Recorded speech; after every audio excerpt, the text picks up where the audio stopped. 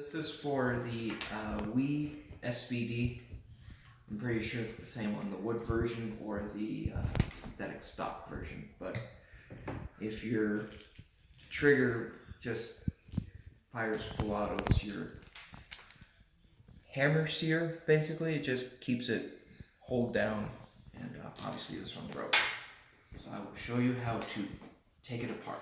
And it's very, very simple. All you do is you take the selector switch, rotate it up, and you line it up with the two notches that are in here. And then you just pull it out, just like that. Let me see it. And then you take the trigger and you pull down and out, just like that. Oh.